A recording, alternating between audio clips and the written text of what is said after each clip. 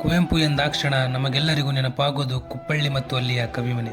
ಆದರೆ ಅವರು 50ಕ್ಕೂ ಹೆಚ್ಚು ವರ್ಷ ವಾಸವಿದ್ದ ಮೈಸೂರಿನಲ್ಲಿನ ಅವರ ಸಾಹಿತ್ಯ ಕುಟೀರವಾದ ಮನೆಯ ಬಗ್ಗೆ ಎಷ್ಟು ಜನರಿಗೆ ಗೊತ್ತು?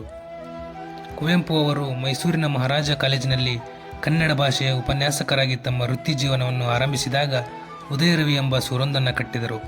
ನಂತರ ಕೆಲ ಕಾಲ ಬೆಂಗಳೂರಿನ ಕಾಲೇಜೊಂದರಲ್ಲಿ ಸೇವೆ ಸಲ್ಲಿಸಿ ಮತ್ತೆ ಮೈಸೂರಿನ ಮಹಾರಾಜ ಕಾಲೇಜಿಗೆ ಮರಳಿದರು.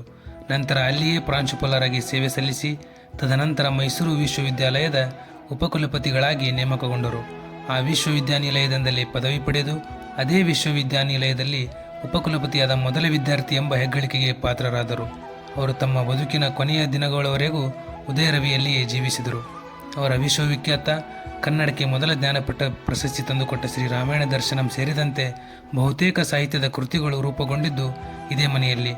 ಸುಮಾರು 50ಕ್ಕೂ ಹೆಚ್ಚು ವರ್ಷ ಅವರ ಬದುಕಿನ ಸುಖ ದುಃಖಗಳಲ್ಲಿ ಭಾಗಿಯಾಗಿ ಅವರನ್ನು ಅಪ್ಪಿಕೊಂಡ ನಿವಾಸ ಈ ಉದಯರವಿ.